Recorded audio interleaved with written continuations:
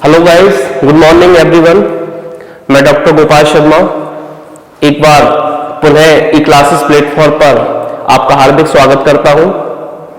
आज हम बात करेंगे MA previous, BA second year या बीए बीएड सेकेंड ईयर में सेकेंड बुक चलती है इंडियन पॉलिटिकल सिस्टम, या इसको हम कॉन्स्टिट्यूशन भी कह सकते हैं या इसको पॉलिटी भी कह सकते हैं। ये एक्चुअली तीनों क्लासेस में बुक चलती है और जितने भी कॉम्पिटिटिव एग्जाम है, कॉम्पिटिटिव एग्जाम का बेस भी है ये किताब, यानी पूरा संविधान कॉम्पिटिटिव एग्जाम का बेस है। तो आज इसी बुक के अंतर्गत हम एक महत्वपूर्ण टॉपिक मौलिक अधिकार यानी फंडामेंटल राइट्स का उल्लेख करेंगे। तो मौलिक अधिकार भारतीय संविधान के आर्टिकल 12 से 35 तक में दिए हुए हैं और यह भाग 3 में इनका उल्लेख किया गया है।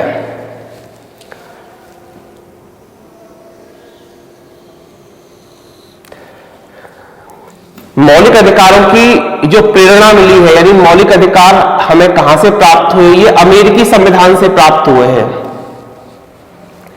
मौलिक अधिकारों का उद्देश्य भारत में क्या है? मौलिक अधिकारों का उद्देश्य भारत में राजनीतिक और आर्थिक लोकतंत्र की स्थापना करना है।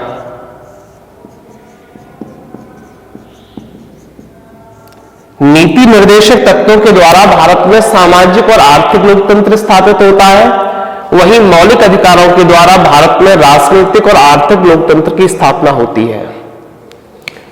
अर्थात मौलिक अधिकार राज्य और व्यक्ति के बीच संबंधों को स्पष्ट करते हैं।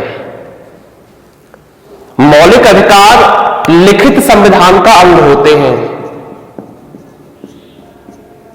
लिखित संविधान का अंग होते हैं। ब्रिटेन में मौलिक अधिकार उस रूप में नहीं है जिस रूप में भारत और अमेरिका में पाए जाते हैं। ब्रिटेन में अब चूंकि संविधान ब्रिटेन का अलिखित है,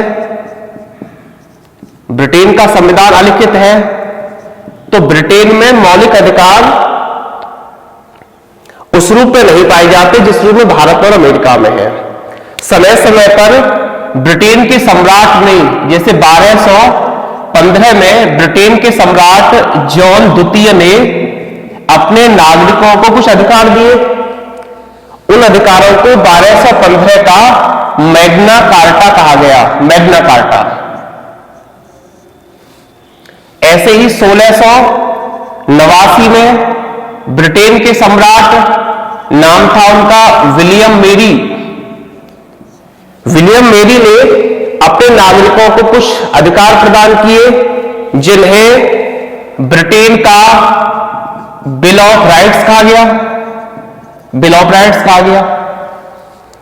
ऐसे ही भारत में मौलिक अधिकारों को भारत का मैग्ना कार्टा कहा जाता है, यानी भाग 3 को भारत का मैग्ना कार्टा कहा जाता है।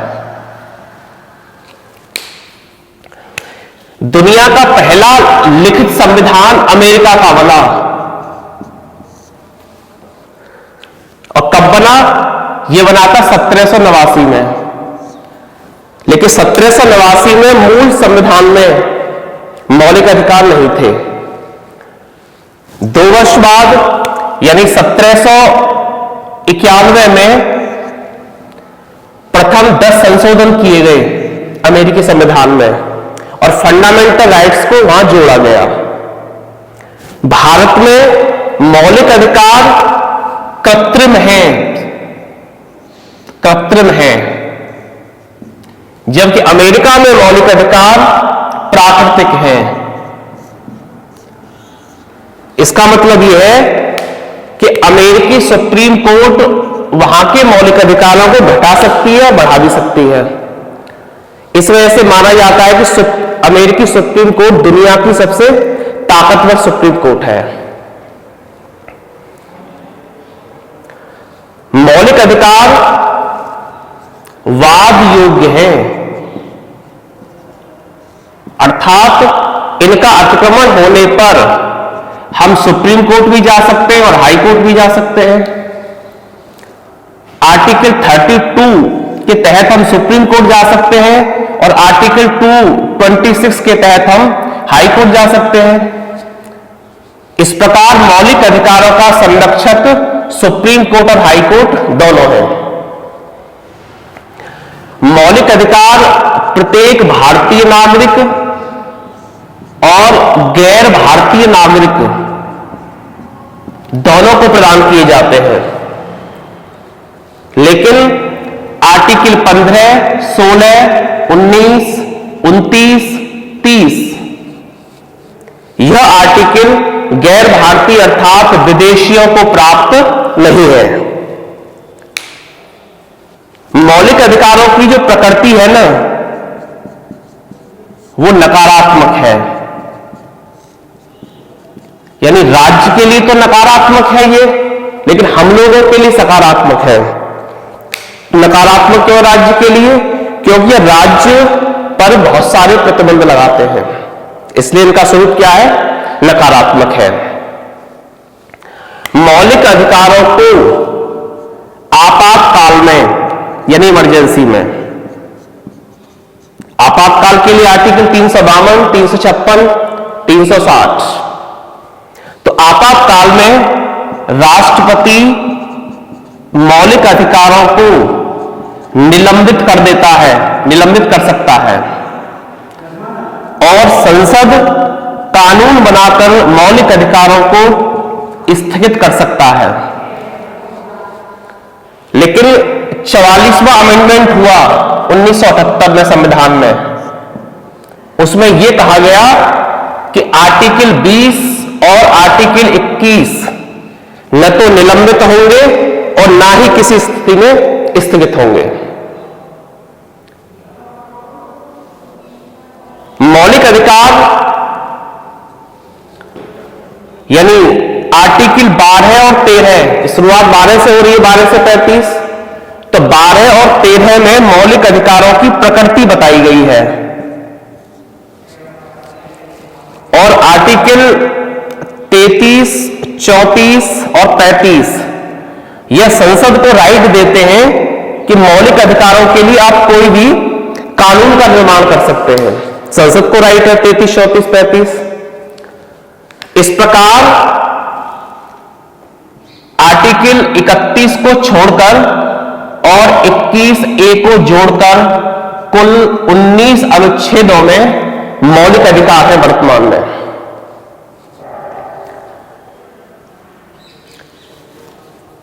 मौलिक अधिकार व्यक्ति के लिए है, राज्य के लिए नहीं है। राज्य के लिए तो नीति निर्देशक तत्व है, हमारे लिए मौलिक अधिकार है। इसीलिए केंद्रीय विधि को, यानी केंद्रीय विधि और राज्य विधि दोनों को, इन दोनों कानूनों को हाई कोर्ट में भी चुनौती दी जा सकती है और सुप्रीम कोर्ट में भी चुनौती दी जा सकती है। ये जो मौलिक अधिकार हैं हमें मिले हैं 12 से 35 तक, ये असीमित नहीं है, असीमित नहीं है। यानी राष्ट्र की एकता, अखंडता, सामाजिक हित, सर्वोच्च न्यायालय की अवमानना, हाईकोर्ट की अवमानना के आधार पर इन मौलिक अधिकारों पर युक्त प्रतिबंध भी लगाए जा सकते हैं। प्रारंभ में मौलिक अधिकारों की संख्या 7 थी, 7, लेकिन 44वें संविधान संशोधन 1978 के द्वारा अनुच्छेद 31 और 19(1)(6) में वर्णित संपत्ति के अर्जन, व्यपन के मौलिक अधिकार को समाप्त कर दिया गया है, और समाप्त करके इस अधिकार को अनुच्छेद 300 में डाल दिया गया है। अब संपत्ति का अधिकार एक मौलिक अधिकार न होकर कैसा अधिकार है? कानूनी अधिकार है। वर्तमान में मौलिक अधिकारों की संख्या 6 है। 6 मौलिक अधिकार वर्तमान में है। पहला मौलिक अधिकार समानता का अधिकार, समानता, राइट टू इक्वलिटी। समानता का अधिकार, ये इसके लिए आर्टिकल 14 से 18 तक है।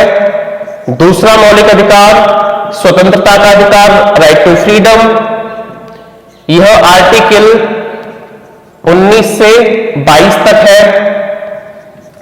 तीसरा शोषण के विरुद्ध अधिकार,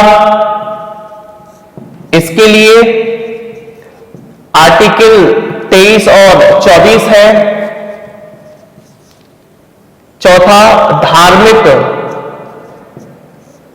धार्मिक स्वतंत्रता का अधिकार, इसके लिए आर्टिकल 25 से 28 में उल्लेख है। आर्टिकल 5वां मौलिक अधिकार शिक्षा व संस्कृति का अधिकार, शिक्षा और संस्कृति का अधिकार, इसके लिए आर्टिकल 29 और 30 है। और सबसे महत्वपूर्ण मौलिक अधिकार संवैधानिक उपचारों का अधिकार, संवैधानिक उपचारों का अधिकार, इसके लिए आर्टिकल 32 ओनली। इस तरीके से वर्तमान में ये 6 मौलिक अधिकार हैं। अब इनका बारी बारी से अध्ययन करेंगे। यहां हमने आपको बताया कि आर्टिकल 12 से लेके 35 तक इनका उल्लेख किया गया है। तो आर्टिकल 12 में क्या है, पहले हमें इसकी जानकारी करनी है। तो आर्टिकल 12 और 13 क्या है? 12 और 13,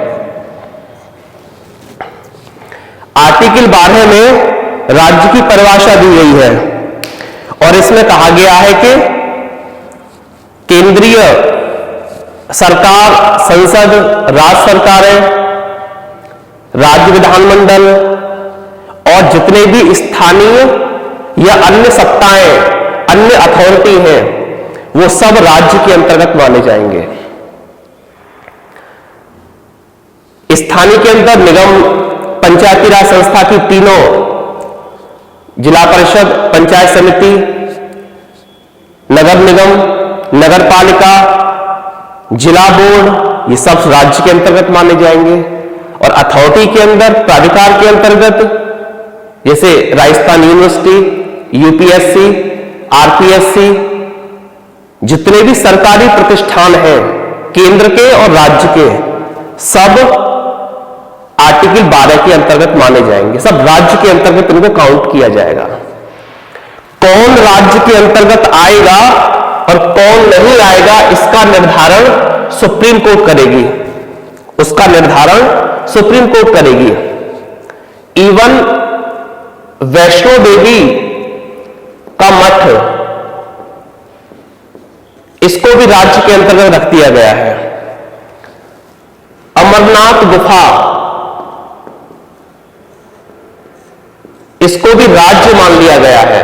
ठीक है, आर्टिकल 13 की बात करते हैं। 12-13 प्रकृति है मौलिक अधिकारों की। स्टार्टिंग आर्टिकल 14 से होती है, 14 से 32 तक होती है। 13 में अप्रत्यक्ष रूप से न्यायिक पुनरावलोकन की बात कही गई है। इसमें कहा गया है कि राज्य ऐसी कोई विधि नहीं बनाएगा जो मौलिक अधिकारों को कम करती हो, छीनती हो या न्यून करती हो। तो अप्रत्यक्ष रूप से न्यायिक पुनरावलोकन की इसमें बात की गई है। अब आता है पहला मौलिक अधिकार, समानता का अधिकार, राइट टू इक्वलिटी। देखिए, समानता जो है वो 1789 की फ्रांसीसी क्रांति की देन है। फ्रांसीसी क्रांति की देन है ये। समानता के अधिकार में आर्टिकल 14, 15, 16, 17, 18, ये 5 आर्टिकल आते हैं। आर्टिकल 14 में क्या कहा गया है? विधि के समक्ष समानता, विधि के समक्ष समानता। इसका अभिप्राय यह है कि भारत राज्य क्षेत्र में राज्य किसी व्यक्ति को विधि के समक्ष समानता और विधि का समान संरक्षण, विधि का समान संरक्षण, यानी भारत राज्य क्षेत्र में राज्य किसी व्यक्ति को विधि के समक्ष समानता तथा विधि के समान संरक्षण से वंचित नहीं करेगा। विधि के समक्ष समानता यह ब्रिटेन से ली गई है और विधि का समान संरक्षण यह अमेरिका से लिया गया है। विधि के समक्ष समानता यह नकारात्मक दृष्टिकोण है, नकारात्मक यह सकारात्मक है। भाई नकारात्मक इसलिए है क्योंकि सबको समानता की बात करता है, जबकि विधि का समान संरक्षण सकारात्मक इसलिए क्योंकि यह सबकी समानता न होकर समानों में समान, यानी एक ही परिस्थिति रखने वाले लोगों के साथ एक जैसा व्यवहार किया जाएगा। जैसे सभी आरएस ऑफिसर्स का वेतन समान होगा, सभी ग्रुप डी के कर्मचारियों का वेतन समान होगा, यह सबको समानता की बात करता है। आर्टिकल 14 भारतीय संविधान का मूल ढांचा है। मूल ढांचा, मूल ढांचा क्या है? मूल ढांचे का उल्लेख मूल संविधान में नहीं था, लेकिन प्रायः ऐसा माना जाता है कि संविधान निर्माताओं ने कुछ आर्टिकल्स ऐसे बनाए जिन पर पूरा संविधान टिका हुआ है, और अगर उनको छेड़ा जाए, उनको अलग किया जाए तो पूरे संविधान का जो स्ट्रक्चर है, मूल ढांचा है, वो प्रभावित हो सकता है। इसीलिए सुप्रीम कोर्ट ने 1973 के केशवानंद भारती बनाम केरल राज्य में मूल ढांचे का सिद्धांत दिया। उसमें सुप्रीम कोर्ट ने डिक्लेयर किया कि माना के संसद मौलिक अधिकारों में संशोधन कर सकती है, लेकिन वो इस प्रकार का संशोधन नहीं कर सकती जिससे कि मूल ढांचा प्रभावित हो। तो आर्टिकल 14 संविधान का मूल ढांचा है, यह ब्रिटेन से लिया गया है। विधि के शासन के जनक अवधारणा की तौर पर बात करें तो सर A.B. डायसी हैं, उनकी प्रसिद्ध पुस्तक लॉ ऑफ द कॉन्स्टिट्यूशन है। आर्टिकल 14 हो गया। आर्टिकल 15 सामाजिक समानता की बात करता है। सामाजिक समानता, इसमें भी 4 बातें कही गई हैं। 15(1), 15(2), 15(3) और 15(4).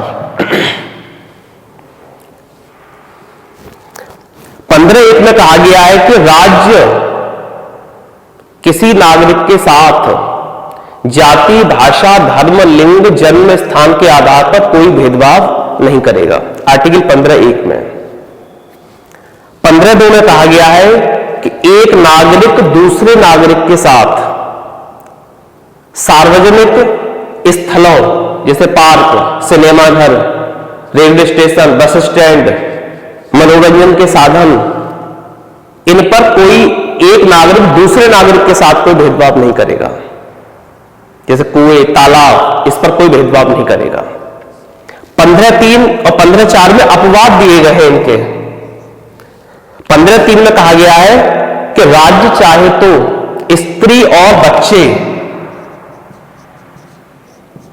और बच्चों को विशेष सुविधा दे सकता है, राज्य अगर चाहेगा तो। जैसे स्त्रियों, बच्चों के लिए, फीमेल्स के लिए गर्ल्स स्कूल की स्थापना करवा सकता है, उसमें बॉयज को एडमिशन नहीं मिलेगा।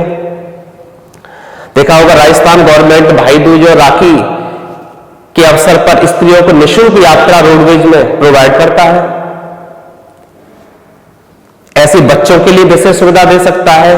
तो अगर सुविधा देता है तो आर्टिकल 15 का उल्लंघन नहीं माना जाएगा, समानता के अधिकार का उल्लंघन नहीं माना जाएगा।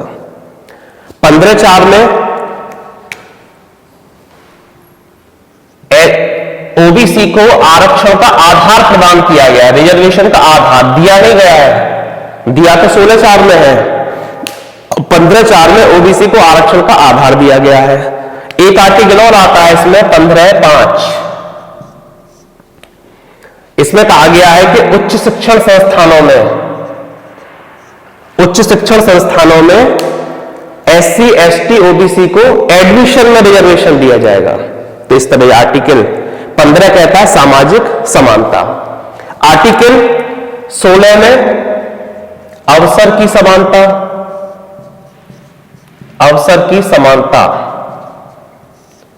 अवसर किसमें? लोक नियोजन में अवसर की समानता।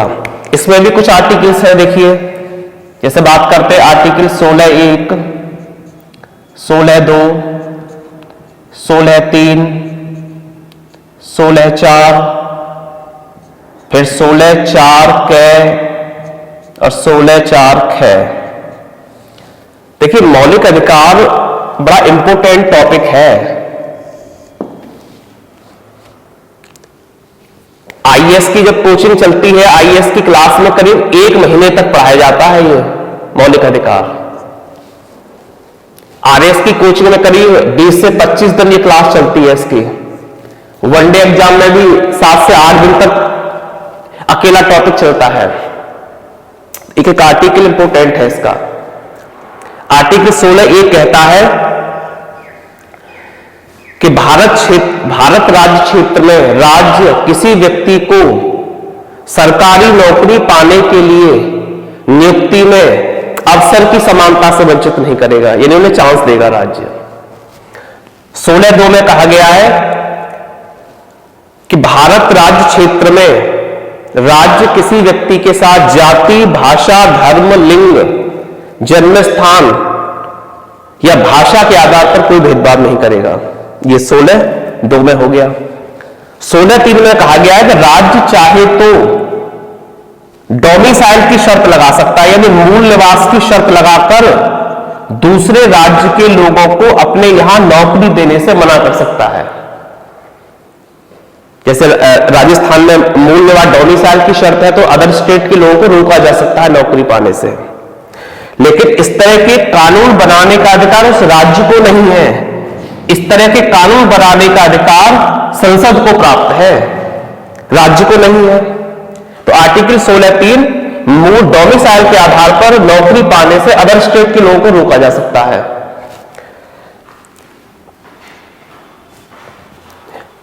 16(4) में कहा गया है, 16(4) में SC, ST, OBC को रिजर्वेशन दिया गया है। 16(4) के में पदोन्नति में आरक्षण दिया जाएगा। पदोन्नति में रिजर्वेशन की बात कही गई है। 16(4) के में पदोन्नति में आरक्षण दिया गया। इंदिरा साहनी बनाम भारत संघ 1993 के केस में डिसीजन ये दिया सुप्रीम कोर्ट ने कि जो भी रिजर्वेशन दिया जाता है वो 50% से एबव नहीं होगा। उसके बाद इसी आदेश को ओवरराइड करने के लिए 1995 में 77वां और 85वां अमेंडमेंट्स किया गया। उसके बाद भी फिर ये 2 आर्टिकल जोड़े गए कि कब 1995 में इसमें कहा गया 16(4) ख इसमें कहा गया कि SC, ST, OBC को पदोन्नति दी जाएगी। 16(4) ख में बैकलॉग का प्रावधान किया गया। बैकलॉग इसका मतलब होता है कि पूर्व में आई वैकेंसी अगर SC, ST के छात्रों से नहीं भरी जाती, कैंडिडेट से नहीं भरी जाती, तो उन पर यह 50% की सीमा लागू नहीं होगी, वो बाद में वैकेंसी में जोड़ दी जाएगी।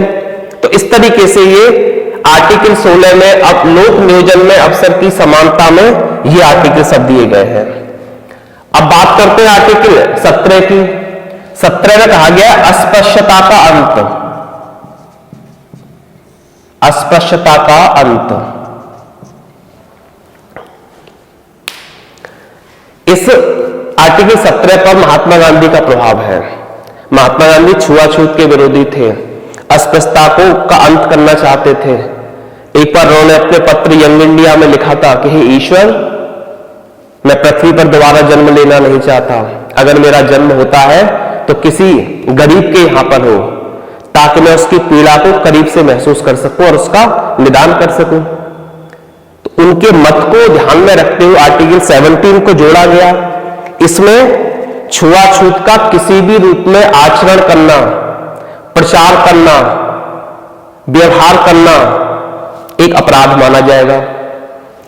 इसको इंप्लीमेंट करने के लिए संसद ने कानून बनाया 1955 में, जिसे कहा गया नागरिक अधिकार संरक्षण अधिनियम एक्ट कहा गया इसको। 1976 में फिर इसमें थोड़ा सा चेंज किया गया। 1989 में फिर दोबारा इसको अनुसूचित जाति और जनजाति अधिनियम 89 इसको कहा गया। अब यह भारत का सबसे कठोरतम कानून है, जिसे राजस्थान में 3 एक्ट कहते हैं, उत्तर प्रदेश में इसको हरिजन एक्ट कहते हैं। आर्टिकल 17 हो गया। आर्टिकल 18 उपाधियों का अंत करने की बात करता है। उपाधियों का अंत,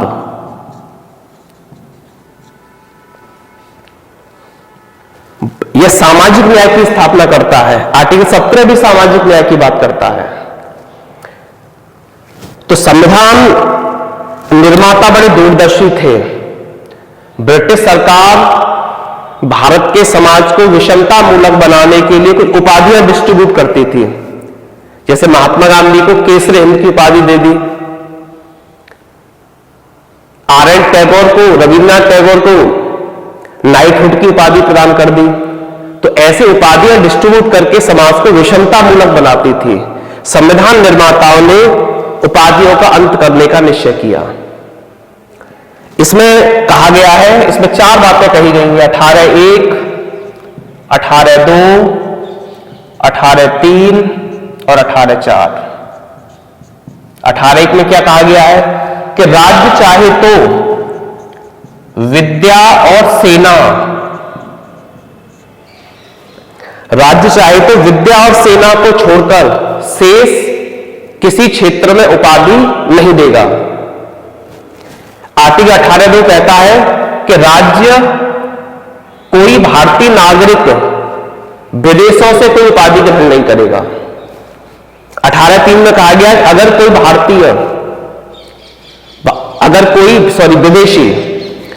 कोई विदेशी भारत में लाभ के पद पर काम कर रहा है तो वह राष्ट्रपति की परमिशन के बिना विदेशों से कोई उपाधि ग्रहण नहीं करेगा। 18(4) में मिलता जुलता सेंटेंस है। 18(4) कहता है कि अगर कोई विदेशी भारत में किसी लाभ के पद पर काम करता है तो वो राष्ट्रपति की अनुमति के बिना विदेशों से कोई भेंट या उपलब्धि स्वीकार नहीं करेगा। देखिए यहां पर उपाधि की बात कही है, विदेशों से उपाधि नहीं लेगा। और इसमें कहा गया है कोई भेंट या उपलब्धि यानी कोई गिफ्ट वगैरह नहीं लेगा। ये 4 आर्टिकल है। फिर भी 1954 से भारत रत्न और 1959 से पद्मश्री, पद्म विभूषण, इस तरह के सम्मान उपाधियां डिस्ट्रीब्यूट की जाने लगी। लोग सुप्रीम कोर्ट पहुंच गए साहब कि आर्टिकल 18 का उल्लंघन हो रहा है, उपाधियां बांटी जा रही हैं। तो सुप्रीम कोर्ट में जब मामला गया तो सुप्रीम कोर्ट ने कहा कि देखिए उपाधि 2 तरह की होती है। एक उपाधि होती है जन्म आधारित और एक उपाधि होती है कर्म आधारित। अगर उपाधि जन्म के आधार पर मिल रही है तो यह आर्टिकल 18 का उल्लंघन है, और कर्म के आधार पर उपाधि दी जा रही है तो आर्टिकल 18 का उल्लंघन नहीं है। भारत रत्न, पद्मश्री, पद्म विभूषण, राजीव गांधी खेल पुरस्कार, ये सब कर्म आधारित उपाधियां हैं जो आर्टिकल 18 का उल्लंघन नहीं करती। फिर भी सुप्रीम कोर्ट ने कहा कि इन उपाधियों को, इन मेडल्स को सार्वजनिक स्थान पर गले में डाल के नहीं जाया जा सकता, इनका प्रदर्शन नहीं किया जा सकता। 1978 में जनता पार्टी सरकार ने इन सब पर उपाधियों पर रोक लगा दी, लेकिन 1980 में इंदिरा गांधी सरकार ने दोबारा से इनको स्टार्ट कर दिया और ये उपाधियां आज भी दी जा रही हैं, लेकिन कर्म आधारित उपाधियां हैं। तो इस तरीके से आर्टिकल 14 से 18 समानता का अधिकार कंप्लीट हुआ।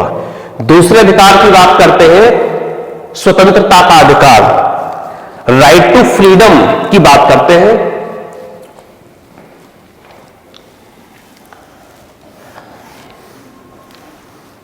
स्वतंत्रता भी फ्रांसीसी क्रांति की देन है। 1789 में जो फ्रांसीसी क्रांति हुई थी उसमें स्वतंत्रता, समानता और बंधुत्व के साथ क्रांति हुई थी। तो स्वतंत्रता जो है वो फ्रांसीसी क्रांति की देन है। आर्टिकल 19 से लेकर 22 तक स्वतंत्रता का अधिकार दिया गया है। आर्टिकल 19 में पहले 7 प्रकार की स्वतंत्रता प्राप्त थी। 7 प्रकार की स्वतंत्रता आर्टिकल 19 में थी। तो इसको बात करते हैं। इसमें अनुच्छेद 19, 20, 21, 22, इसमें 4 आर्टिकल हैं। 19 की बात करते हैं। पहले 7 प्रकार की स्वतंत्रता थी आर्टिकल 19 में, लेकिन 44वां अमेंडमेंट हुआ 1978 में और 19(1) में जो संपत्ति के अर्जन और व्यापन का अधिकार था वो लैप्स कर दिया गया। अब वर्तमान में 19 के अंतर्गत केवल 6 स्वतंत्रताएं प्राप्त है। तो आर्टिकल 19 में स्वतंत्रता कौन कौन सी है? 19(1) क, 19(1) ख, 19(1) ग, 19(1) घ, 19(1) च और 19(1) छ।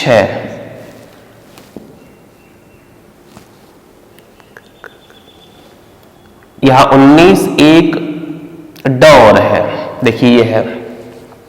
19(1) के अंदर कहा गया विचार व्यक्त करने की आजादी, विचार अभिव्यक्ति की आजादी है इसमें। इसी में प्रेस की स्वतंत्रता की भी बात की गई है। इसी में आरटीआई की बात की गई है।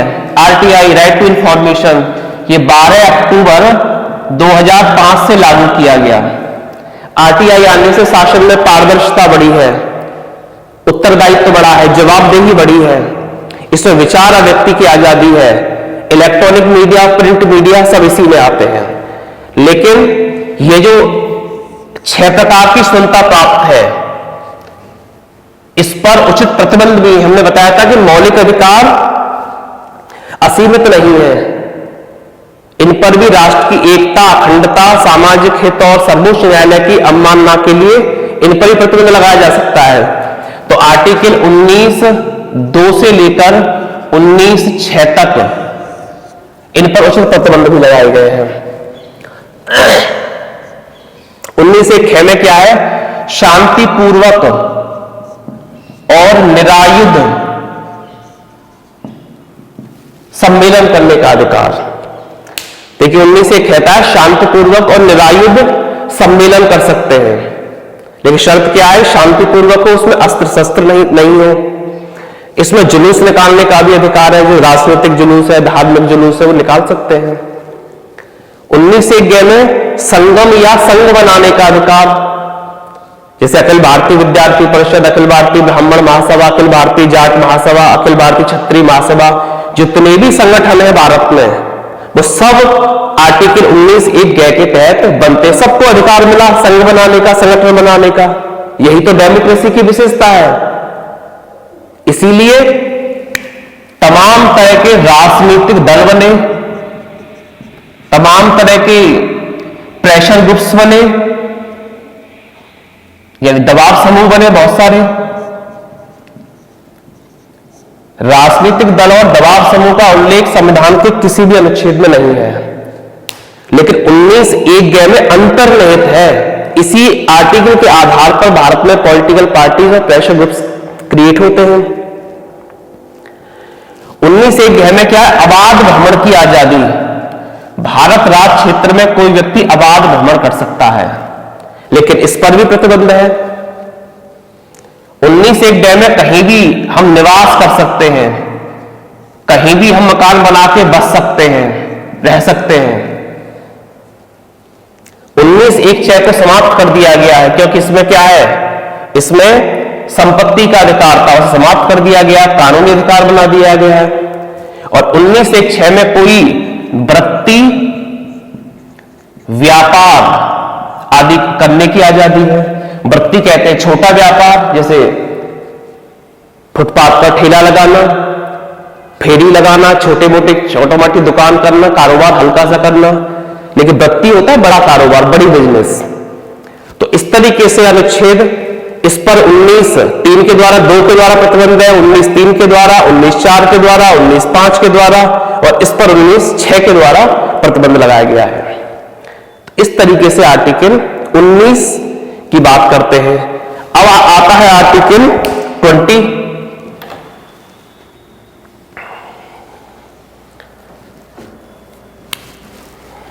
आर्टिकल 20 क्या कहता है?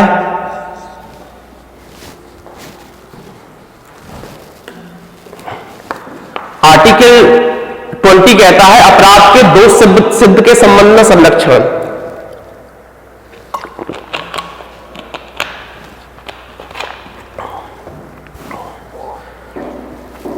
आर्टिकल 20 कहता है अपराध के दोष सिद्ध के संरक्षण के संबंध में संरक्षण।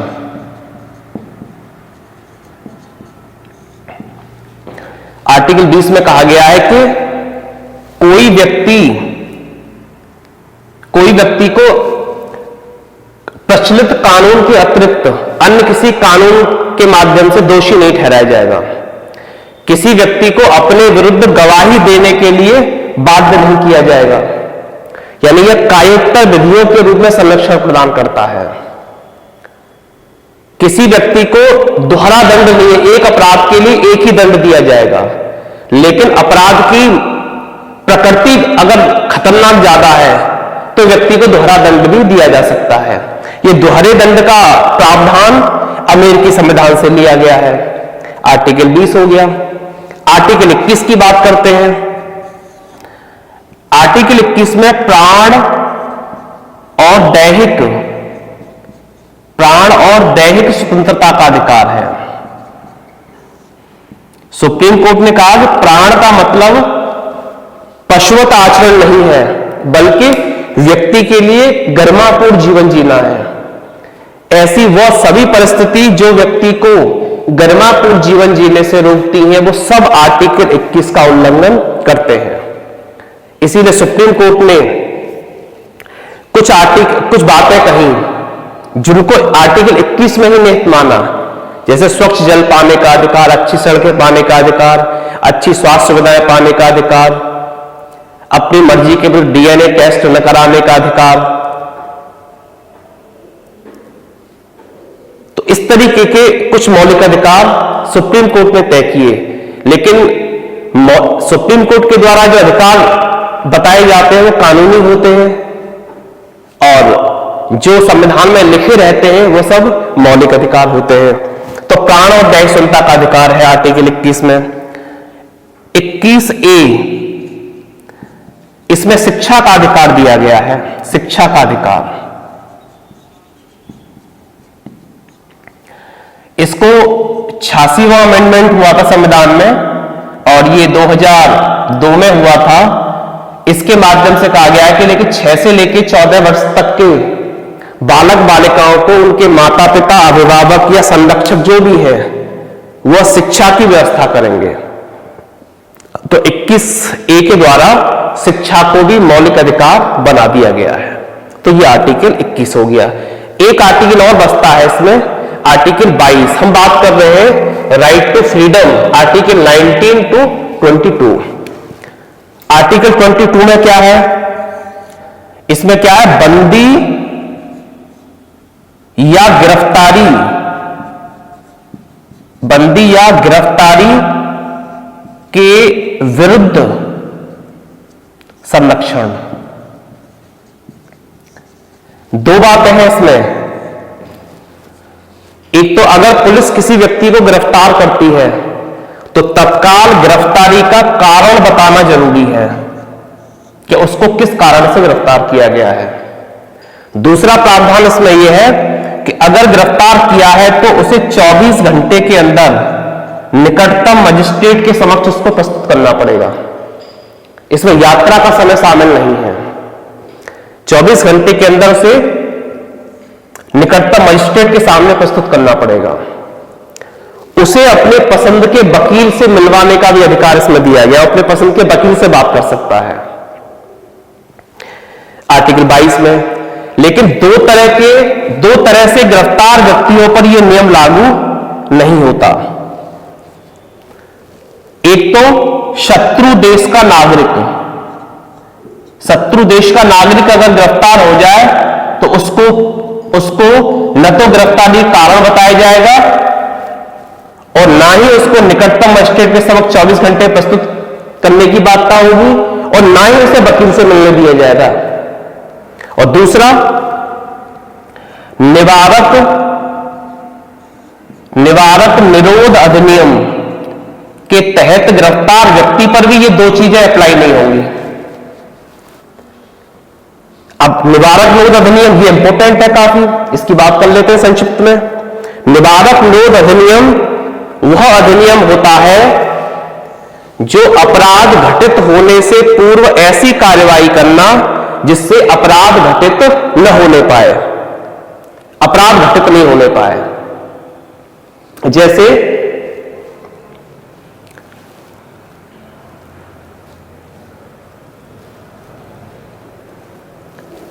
पहला निवारक निरोध अधिनियम 1950 में बना। इसमें अगर कोई व्यक्ति गिरफ्तार होता है तो उसे 3 महीने के लिए जेल में डाला जा सकता है।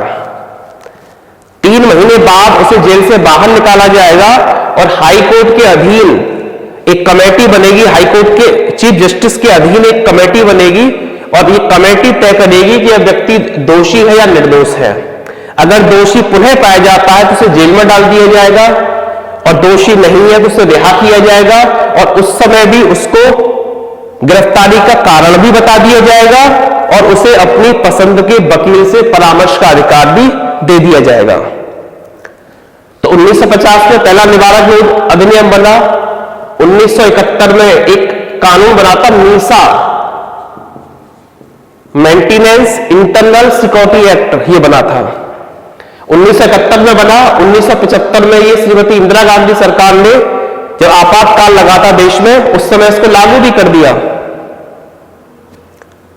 ऐसे ही 1974 में काफी पोसा, ये तस्करी वगैरह को रोकने के लिए ये कानून बनाया गया है, काफी पोसा। 1980 में एक कानून बना रासुका, राष्ट्रीय सुरक्षा कानून। 1985 में एक कानून बना है टाडा, टाडा कानून। 2002 में पोटा बना था, पोटा, जिसे बीजेपी सरकार ने बनाया था और 2004 में कांग्रेस सरकार ने इसको समाप्त कर दिया। तो ये सब कौन है? ये सब निवारक निरोध अधिनियम के तहत बनाए गए कठोर कानून है।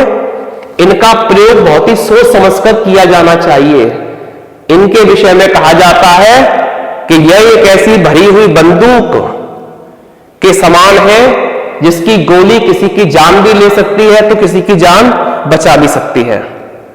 तो इस तरीके से ये आर्टिकल 19 से लेकर के 22 तक का में स्वतंत्रता का मौलिक अधिकार है। तीसरा आर्टिकल आता है, तीसरा आर्टिकल आता है आर्टिकल 23-24, जिसमें शोषण के विरुद्ध अधिकार की बात कही गई है। शोषण के विरुद्ध अधिकार, यह सामाजिक न्याय की स्थापना के लिए बनाया गया है। इसमें दो बातें कही गई हैं।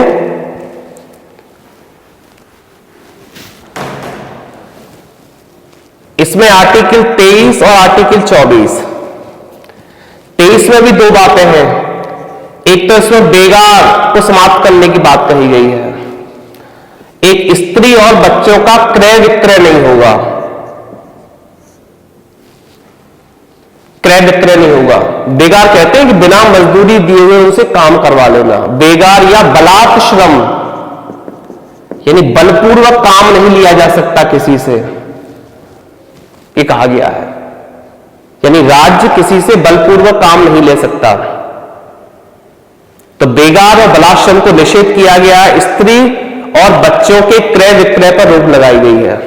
लेकिन 23(2) में यह भी कहा गया है, आर्टिकल 23(2) में, कि राज्य चाहे तो विशेष परिस्थितियों में जबरदस्ती कार्य ले भी सकता है। जैसे सेना में अनिवार्य भर्ती का नियम चला सकता है विषम परिस्थिति आने पर। आर्टिकल 24 में बाल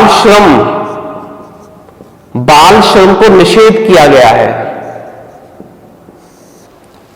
बाल श्रम को इसमें निषेध किया गया। इसमें कहा गया है कि 6 से लेकर 14 वर्ष तक के बालक बालिकाओं को किसी संकट में, परियोजनाओं में या फैक्ट्री में नहीं लगाया जा सकता, खदानों में उनसे काम नहीं लिया जा सकता, जिससे कि उनके जीवन को खतरा पैदा हो। अगर कोई ऐसा करता है तो आर्टिकल 24 के तहत वह दोषी है। इसको इंप्लीमेंट करने के लिए बाल श्रम अधिनियम 1978 भी बना दिया गया। हमने बताया था कि आर्टिकल 33, 34 और 35 ये संसद को राइट देते हैं कि वो किसी भी आर्टिकल को इंप्लीमेंट करने के लिए किसी कानून का निर्माण कर सकता है। तो इस तरीके से ये आर्टिकल 23-24 के अंदर आपने शोषण अधिकार पढ़ा, ये 3 आर्टिकल।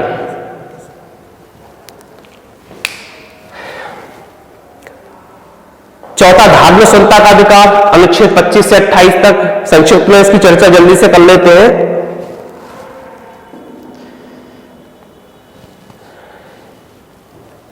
25 में कहा गया है धार्मिक कार्यों का प्रबंध करने की स्वतंत्रता, धार्मिक कार्यों के लिए आचरण की अंतःकरण की आजादी। यानी आर्टिकल 25 में कहा गया है कि धार्मिक रूप से अंतःकरण की आजादी, किसी भी धर्म को अबाध रूप से मानने, उसका प्रचार करने का हमको अधिकार है।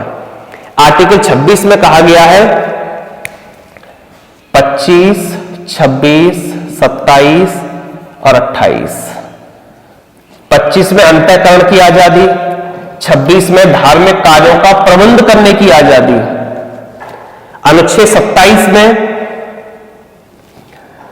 धार्मिक कार्य हेतु कर लेने या देने के लिए किसी व्यक्ति को बाध्य नहीं किया जाएगा। आर्टिकल 28 में कहा गया है कि राज्य निधि से पोषित किसी संस्था में कोई धर्म की शिक्षा नहीं दी जा सकती, धर्म विशेष की शिक्षा नहीं दी जा सकती।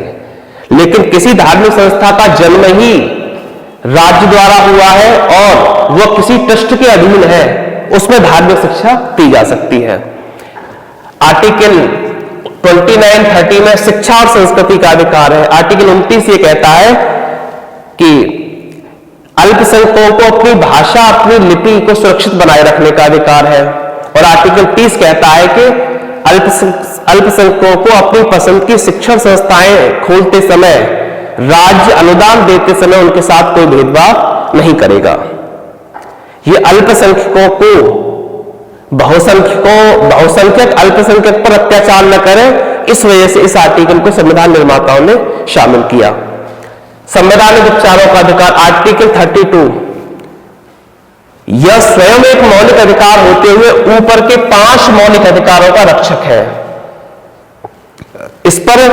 इसे डॉक्टर बी.आर. अम्बेडकर ने संविधान का हृदय और आत्मा कहा है। उन्होंने कहा कि अगर कोई मुझसे पूछे कि वह कौन सा आर्टिकल है जिसको निकाल देने पर संविधान शून्य प्राय हो जाएगा, तो मैं आर्टिकल 32 को छोड़कर किसी का नाम नहीं लूंगा। यह तो संविधान का हृदय और आत्मा है।